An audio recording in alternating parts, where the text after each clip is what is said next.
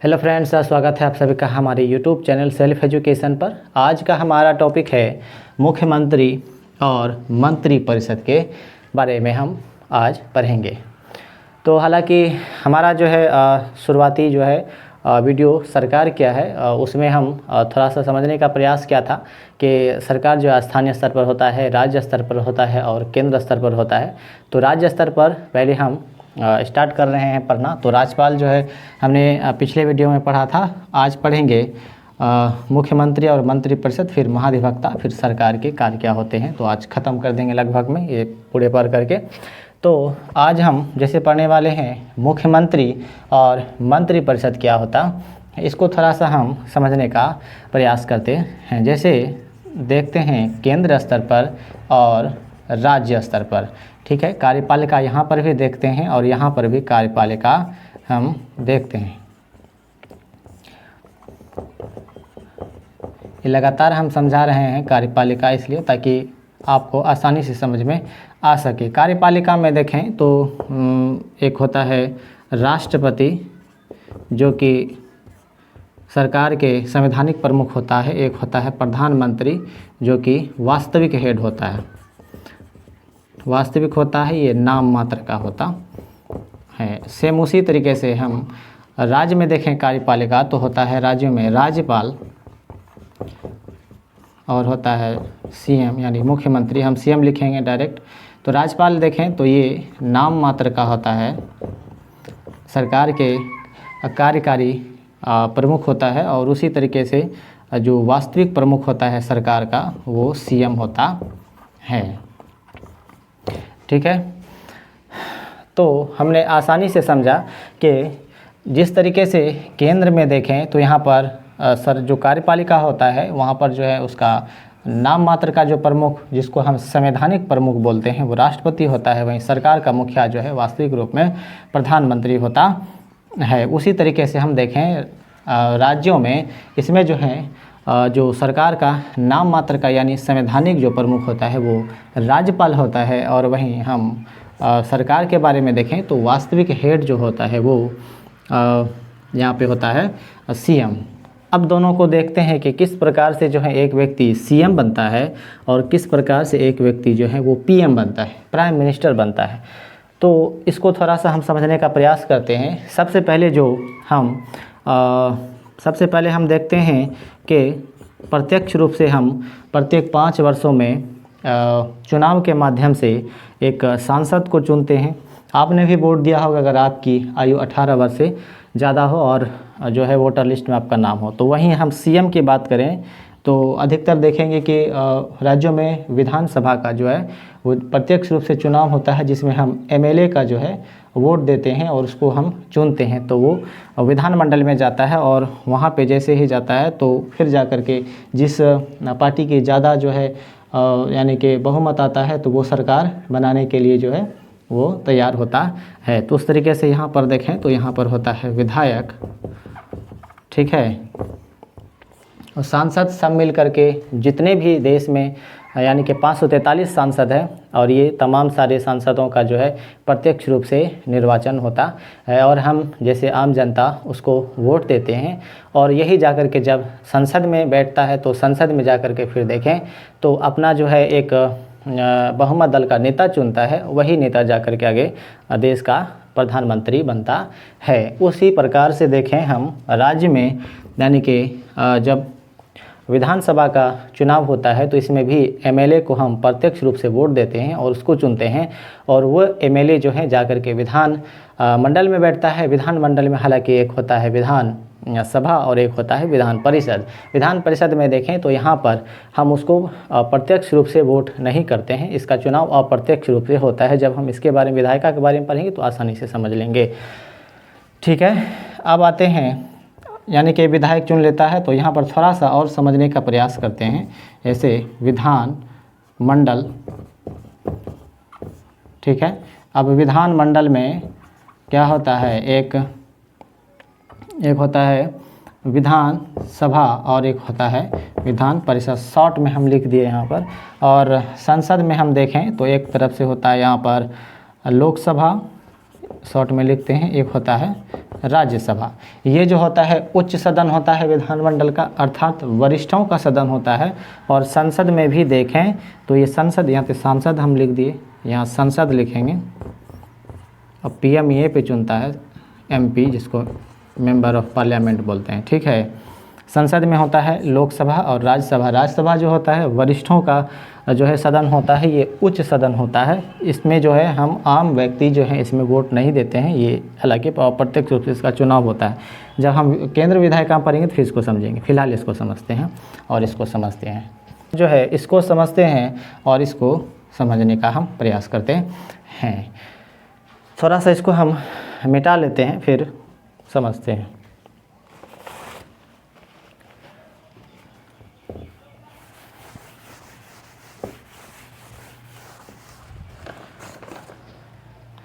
जैसे हमने यहाँ पे लिखा विधानमंडल में होता है एक विधानसभा, एक होता है विधान परिषद, ठीक है। विधानसभा में क्या होता है कि जो भी जितने भी विधायक चुन करके जाता है और वहाँ पर जो है अपना एक नेता को चुनता है। और अलग अलग राज्यों में अलग अलग जो है सीट हैं वहाँ के विधानसभा के, और जितना होता है सीट उसमें से 50+1 जो है वोट जिस पार्टी को मिलता है वो सरकार बनाता है। जैसे हम बिहार की बात करें तो अब जो है जैसे बहुत सारा जो है पार्टी मिलकर के चुनाव लड़ता है, तो कुछ ऐसे पार्टी हैं जो बहुमत का आंकड़ा जो है वो पूरा कर लेता है, जिसके कारण वो जो है राज्यपाल के समक्ष वो अपना समर्थन पत्र जितना भी उसको विधायक से मिलता है और उसको जो भी अपने नेता को चुनता है तो उसके नाम को जो है लेकर के राज्यपाल के समक्ष पहुंचता है और वो दावा करता है कि हम जो है यहाँ पे सरकार बनाएंगे। तो अब देखते हैं कि 543 में से किस पार्टी को, यानी कि हो सकता है कि इसमें गठबंधन का भी सरकार मतलब कि बनता है। जैसे एक से ज़्यादा पार्टी अगर मिल जाता है तो वहाँ पर जो है गठबंधन का सरकार बनता है। तो बहुमत का आंकड़ा कुल कितना होता है सरकार को बनाने के लिए, उसी को हम थोड़ा समझते हैं। जैसे 243 है, इसमें कहा गया है कि 50+1 जो है जिसका जो है इसमें आंकड़ा होगा बहुमत, वो जो है क्या करेगा, सरकार बना लेगा। तो अब बिहार में थोड़ा सा समझते हैं। जैसे यहाँ पे 243 है तो हम 242 से 2 से भागा देते हैं, तो 2 1 का 2, 2 दूना 4 और 2 1 का 2, तो 121 हो गया। अब 121 और इसमें जोड़ते हैं, तो क्योंकि 2 बार मिला करके तब ना यहाँ पे होगा 50-50, तब ना एक इसमें जोड़ेंगे। 121 हो गया और 121 और इसमें जोड़ते हैं, तो 121 और 121 मिल करके कितना हो गया, 1 1 2, 2 2 4 और 1 1 2, 242 हो गया। अब 242 जैसे यहाँ पर देखेंगे तो 50 हो गया, तो 50-50 दोनों पार्टी का बराबर हो गया। एक जो है पार्टी का 121 आया, दूसरा पार्टी का भी 121 आया। तो सरकार यहाँ पे कैसे बनेगा, सरकार जब भी बनेगा तो जब इसका एक वोट इससे अधिक हो तब ना सरकार बनेगा। उसी प्रकार से यहाँ पर हम लिखे हैं कि बिहार में भी देखते हैं यहाँ पर कि 121+1, तो बहुमत का आंकड़ा जो सरकार बनाने का बिहार में होता है, वहाँ पर बिहार में होता है 122। उसी प्रकार से कई ऐसे राज्य हैं जहाँ पर मान के चलिए कि अगर हिमाचल प्रदेश है और वहाँ पर जो है विधानसभा की जो एमएलए की सीट होती है वहाँ पर 60 है, तो यहाँ पर सरकार कैसे बनेगा, इसको थोड़ा सा समझते हैं। यहाँ पर भी वही हाल होगा, मान चलिए कि जहाँ पर 30 हैं और +30 हैं, तो 30-30 मिलकर के 50 हो गया।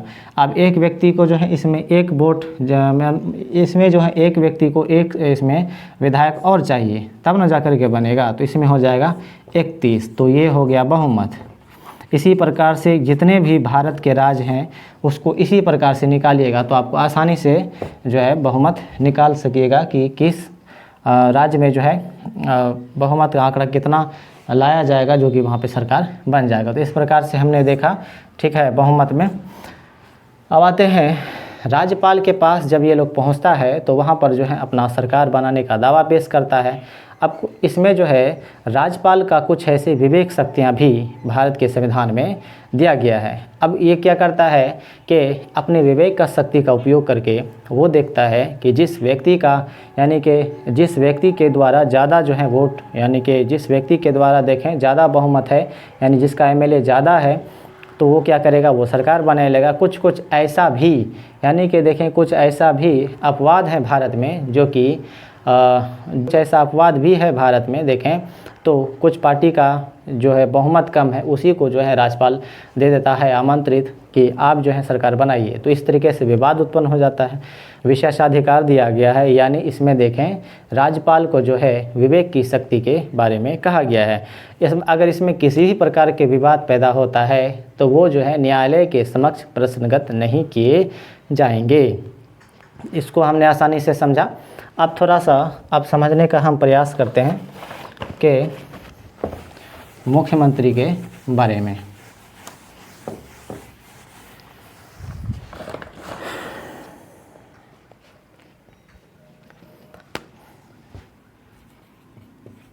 पहले हम लिखते हैं, थोड़ा सा इसको इसलिए लिखते हैं ताकि आपको आसानी से समझ में आ सके और एक दूसरे को पॉइंट को जोड़ करके देख सकें। कार्यपालिका में देखें तो एक तरफ से राज्य में क्या होता है, राज्यपाल होता है, और एक तरफ देखें यहाँ पर सीएम होता है, मुख्यमंत्री होता है। ठीक है, ये जो होता है राज्य का मुखिया होता है। राज्यपाल क्या होता है, राज्य का मुखिया होता है। यह सरकार का संवैधानिक प्रमुख होता है।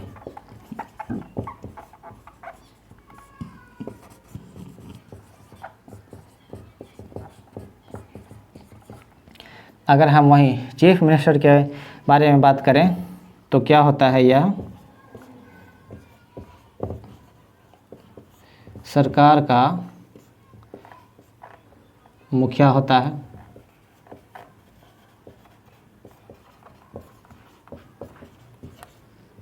और देखें यह सरकार का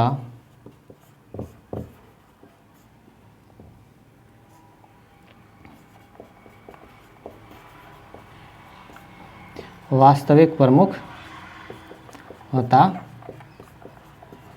इसको थोड़ा सा नोट करते हुए चलेंगे तो आसानी समझ में आ जाएगा, क्योंकि हम कार्यपालिका के ही चैप्टर पढ़ रहे हैं और इसमें राज्य स्तर की सरकार के बारे में बात कर रहे हैं। प्रत्येक राज्य में एक राज्यपाल की नियुक्ति होता है और राज्यपाल जो है वो क्या होता है, राज्य का मुखिया के रूप में कार्य करता है। अर्थात समस्त जितने भी कार्य राज्य सरकार के द्वारा किए जाएंगे वो इसी के नाम से किया जाता है। साथ ही साथ देखें यह सरकार का संवैधानिक प्रमुख होता है। उसी प्रकार से देखें राज्य में जो है सरकार का मुखिया सीएम होता है और यह सरकार का वास्तविक प्रमुख होता है। तो इसको उतारिए, आगे फिर बढ़ते हैं।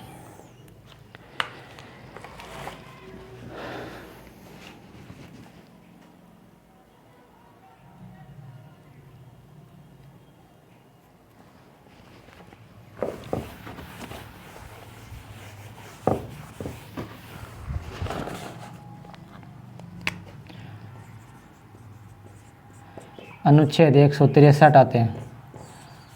इसमें जो है मंत्री परिषद इसमें कहा गया है, प्रावधान किया गया है। इसमें जो है मंत्री परिषद का प्रावधान किया गया है। अब जो है मंत्री परिषद को शपथ दिलाता है कौन, शपथ तो जो है इसमें राज्यपाल दिलाता है। राज्यपाल किसकी सलाह पर, सीएम की सलाह पर।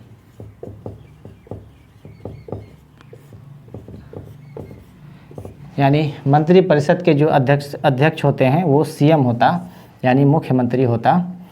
अब इसके देखते हैं कार्यकाल। कार्यकाल हालांकि 5 वर्ष है, लेकिन फिक्स नहीं है कि 5 वर्ष ही रहेगा। जब चाहें अगर सरकार गिर जाती है तो ऑटोमेटिक है कि जितने भी मंत्री परिषद हैं उसकी भी कुर्सी चली जाती है। साथ ही साथ देखें जब चाहें राज्य के जो हैं वो सीएम जो है वो राज्यपाल से ये कहता है कि ये जो है मंत्री को हम हटाना चाहते हैं, इसको हटाइए, तो वो भी हटा आसानी से देता है। तो इस प्रकार से जो है हमने शपथ के बारे में देखा और इसके कार्यकाल के बारे में हमने आसानी से समझा। ठीक है, अब जो भी त्याग पत्र देता है तो वो भी राज्यपाल को ही देता है। जितने भी मंत्री परिषद होता है त्याग पत्र जो है वो राज्यपाल को ही सौंपता है। ठीक है, इसको उतारिए, आगे फिर हम बढ़ते हैं। इसको उतारते हुए चलिए।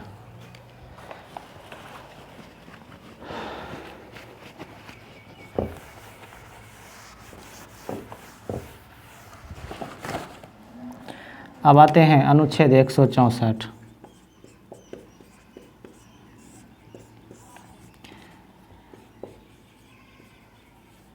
इसमें सीएम की नियुक्ति होती है। अब जो है नियुक्ति कौन करता है? नियुक्ति जो है राज्यपाल करता है। अब शपथ कौन दिलाता है? शपथ भी राज्यपाल दिलाता। अब इसका कार्यकाल कितना होता है? कार्यकाल 5 वर्ष, राज्यपाल के प्रसाद पर्यंत।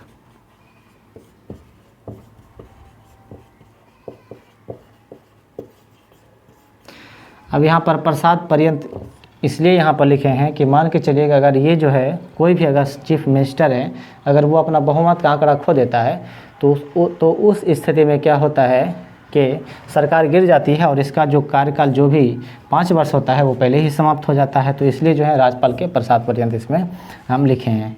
तो नियुक्ति हमने देखा, शपथ देखा, कार्यकाल देखा। अब देखते हैं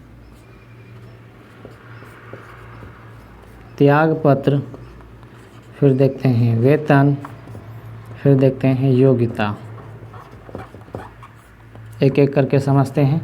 त्याग पत्र जो है वो जो है राज्यपाल को देता है। अब वेतन जो है विधानमंडल तय करता है कि कितना वेतन इसको दिया जाना चाहिए। ठीक है। अब आते हैं इसका योग्यता क्या होना चाहिए। योग्यता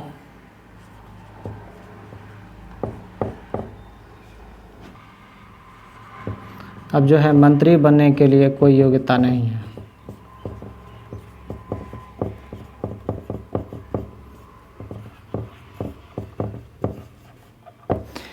अब योग्यता क्यों नहीं है इसको थोड़ा सा हम समझते हैं। इसको आसानी से आप लोग ने समझ लिया होगा कि त्याग पत्र यानी जब चाहे उसको राज्यपाल को दे सकता है। वेतन जो है राज्य के विधानमंडल के द्वारा तय किया जाता है। अब इसकी योग्यता क्या होता है? योग्यता जो है किसी भी मुख्यमंत्री को यानी मंत्री बने या मुख्यमंत्री बने उसकी कोई योग्यता नहीं होता है। हालांकि जो है वे 25 वर्ष की आयु पूरा उसका होना चाहिए, यही उसकी मेन योग्यता होता है। अब देखते हैं कोई व्यक्ति जो है ना ही वो विधान परिषद के सदस्य है, ना ही वो विधानसभा के पार्षद हैं। तो इस स्थिति में देखें तो इसके जितने भी सहयोगी दल हों या फिर चाहे इसके जितने भी सदस्य हों, यानी कि देखें इसका जितना भी सदस्य हो, अगर वो जो है अपने नेता का चुनाव कर लेता है तो उस स्थिति में भी राज्यपाल जो है वो सरकार बनाने के लिए उसको आमंत्रित करती है। लेकिन जिस व्यक्ति को चुना गया है वो व्यक्ति को जो है चाहिए कि 6 माह के अंदर या विधानसभा के सदस्य बन करके दिखाएं या विधान परिषद के सदस्य बन करके दिखाएं। हालांकि भारत में देखें तो विधान परिषद जो है सभी राज्यों में नहीं है, ये 6 राज्य में है। जैसे कर्नाटक है, उत्तर प्रदेश है, उसके बाद फिर महाराष्ट्र है, फिर उसके बाद बिहार है, फिर आंध्र प्रदेश है, फिर तेलंगाना है। तो ये 6 राज्य ऐसे हैं जहाँ पर देखें तो विधान परिषद की व्यवस्था है। ठीक है। तो इस तरीके से हमने आज पूरी तरीके से समझा इसकी योग्यता क्या होता है, सब पूरे तरीके से हमने समझ लिया। ठीक है। अब थोड़ा सा इसको उतारिए। अब हमने जो है एक इसमें पॉइंट हमने लिखा है जिसे 91वें संविधान संशोधन 2003 के माध्यम से एक प्रावधान किया गया है कि मंत्री परिषद की जो है अधिकतम संख्या जो है विधानसभा का 15% से अधिक नहीं होनी चाहिए और साथ ही साथ देखें न्यूनतम संख्या 12 होना चाहिए। इसलिए जो है इसमें प्रावधान किया गया क्योंकि अगर ये संविधान संशोधन नहीं था, यानी कि इसलिए किया गया कि इसमें देखें तो ये अगर संविधान भारत में नहीं लाया गया था, जिसके पहले क्या होता था कि एक पार्टी जो है यानी कि कई ऐसे पार्टियों से अपना तालमेल बिठा करके उस विधायक को अपने सरकार में शामिल कर लेता था और उसको जो है जिम्मेदारी कई ऐसे मंत्री का दे देता था। तो इस प्रकार से जिसको रोकने के लिए ऐसा किया गया है तो ये एक अच्छा इस प्रकार से देखें तो ये एक अच्छा प्रयास रहा है। तो अब थोड़ा सा ये लास्ट वाला इसको हम चर्चा कर देते हैं।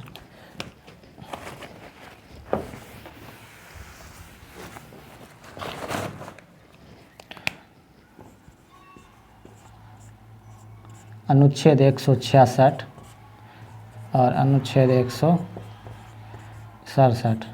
इसमें क्या होता है कि राज्य के यानी कि राज्य सरकार के कार्य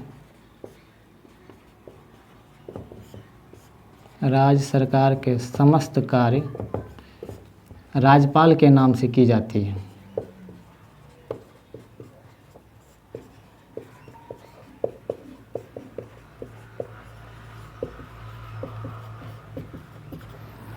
अब 167 में क्या होता है, सीएम का दायित्व होता है कि वे राज्यपाल को